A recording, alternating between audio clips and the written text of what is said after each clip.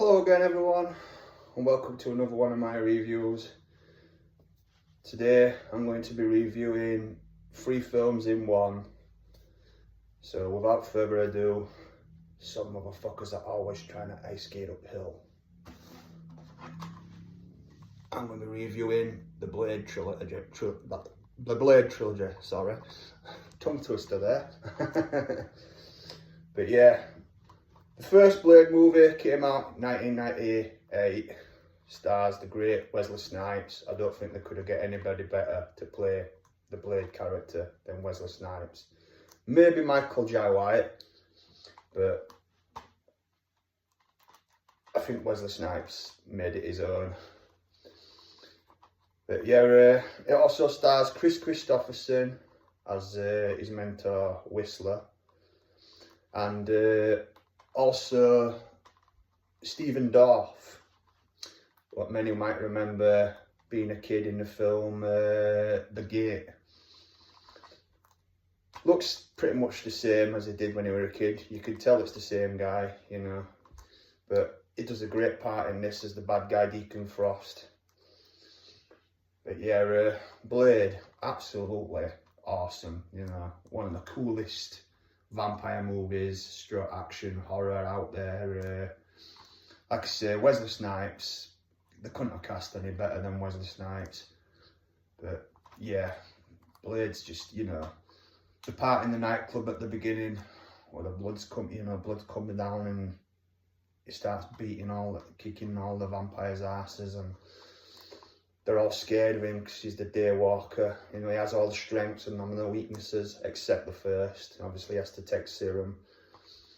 But yeah, here's one fear as well. Originally, Wesley Snipes wanted to be in a Black Panther movie, you know. So, but that fell through, and they decided to have him play Blade, which I think's the better idea, to be honest. You know, I mean, it'd have been cool as Black Panther, but I think he's better as Blade, and he just looks cool as hell, is cool as hell, and kicks some good ass, you know what I mean? He's really, I mean, at the end of this movie as well, there's an alternate ending that does have, or the first movie, sorry, it does have Morbius. It turns up at the end, so we could have had Morbius a lot earlier than what we already did. Even though Morbius isn't a great movie. Well, saying that, I haven't seen it, I've just heard about it, but it's one of those don't know if I'm bothered about. I might get around to watching it one day. But, like I say, great fight scenes. Like I say, it's cool as hell. I think his glaive is cool. Blade's glaive, spins, you know, turns around like that, and he throws it, and it goes around the room and chops all the vampires up, and he catches it and grins. But yeah, you'd better wake up, when he tells her, you know, when she's lets the guy get away. But yeah, there is another world beneath it. I can't quite remember everything he says on it. I need to watch it again. It's been a bit, but I should know, but sorry. But yeah, it's just a great film. Definitely recommend it to those that haven't seen it. But 2002, then came Blade 2. Again stars Wesley Snipes, Kris Kristofferson as Whistler. This also, the main bad guy in this is Jared Nomak, and it's played by Luke Goss from Bros. Anybody remember Bros? When will I be famous? I can answer that. Sorry everybody, geeking out a bit there. But yeah, Blade 2 is a decent sequel to the first one. Like I say, good action.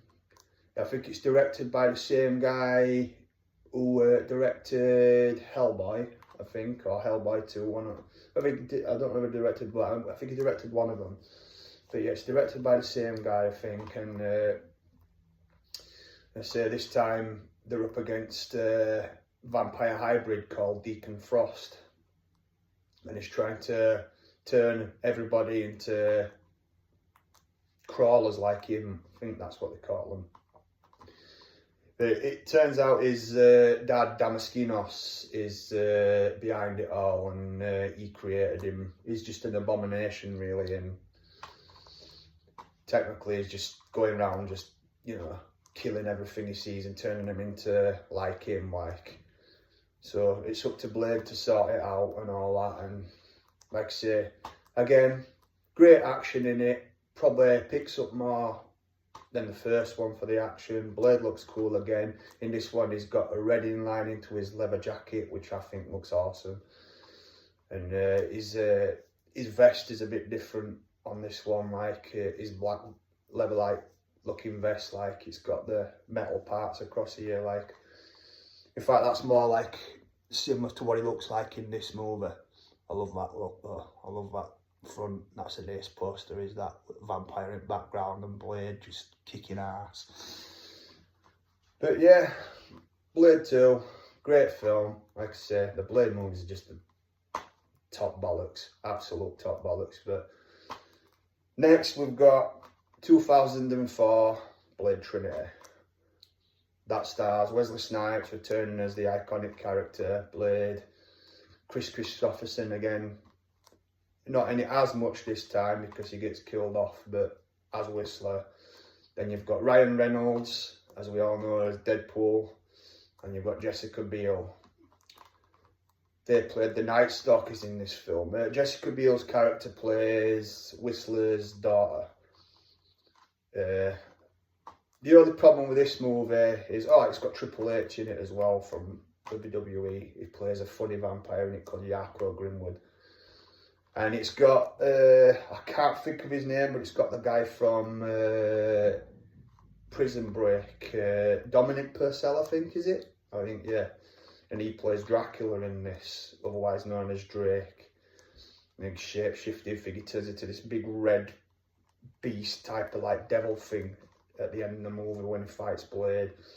I said Blade looks cool in this movie. Again, he's got his red inlining leather jacket.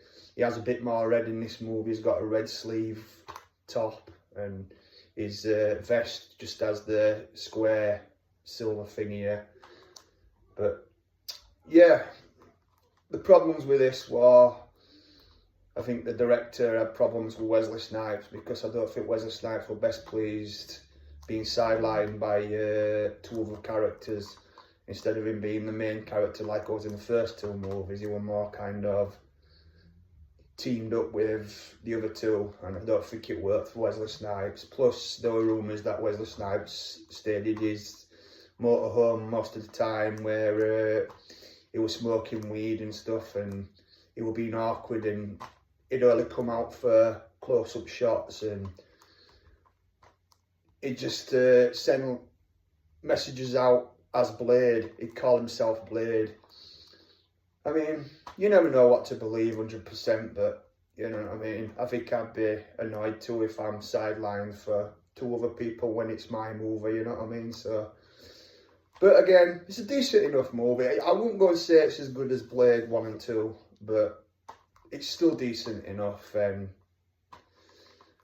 it's, you know, I never noticed to start off with till, you know, you find out more about it, that at the end of the movie where he's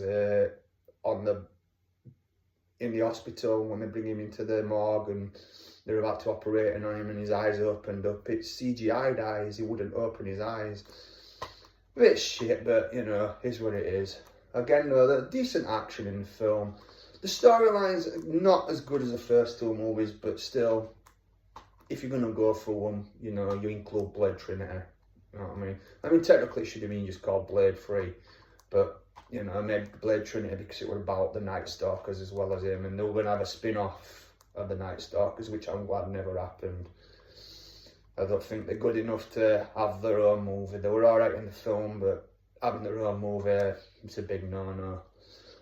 But then we got the Blade series that had Sticky Fingers in it. It's a shame we only got one season of it, because it wasn't bad. It was pretty good, to be honest. I quite enjoyed it.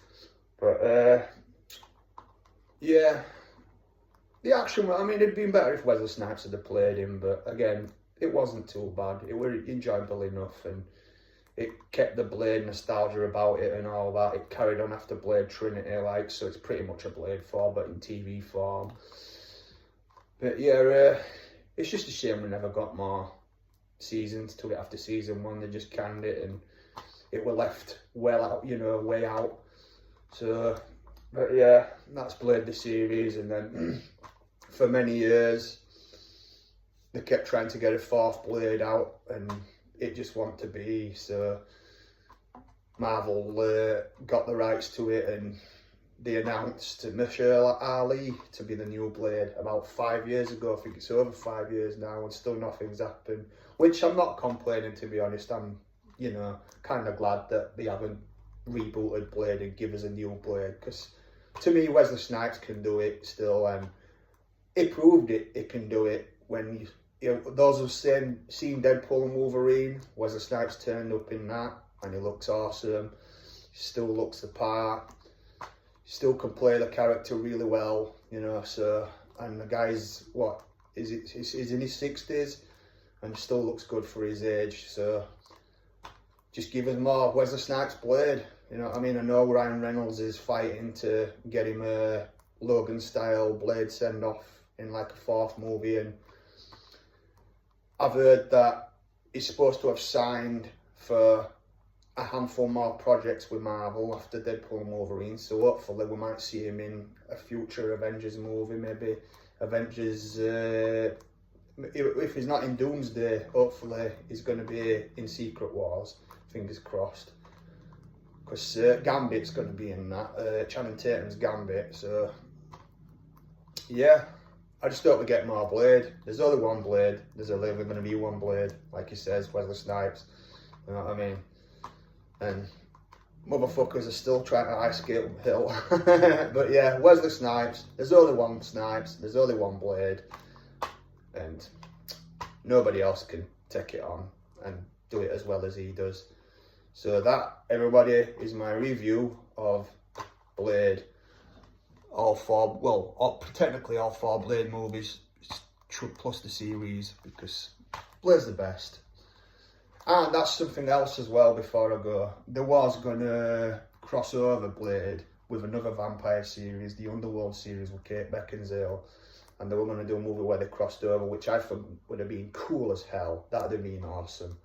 You know, Kate Beckinsale's Vampire Celine and Blade, because she becomes a daywalker on the 2nd movie, Underworld Evolution, so it'd been a great crossover. And it'd give Wesley Snipes' Blade a hell of a lot more to do as well. Like, it'd just been ace. It's a shame it never happened, it really is. But anyway, we can't have everything, can we? But that is my talk, review about the Blade movies. Thanks for watching, everybody. Until the next time, please like and subscribe and geek out, everyone.